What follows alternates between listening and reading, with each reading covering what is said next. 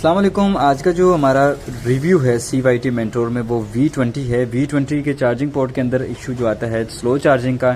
इसके अलावा ये चार्जिंग नहीं भी करती है और बाज़ औक़ात ये इशू जो है ना ये चार्जिंग IC से भी आता है। लेकिन हम सबसे पहले जो है ना इसका चार्जिंग जैक ठीक करके इस मसले को हल करने की कोशिश करते हैं। वीडियो को एंड तक लाजमी देखना है। अगर आपके लिए मुफीद रही तो सब्सक्राइब ज़रूर कीजिएगा।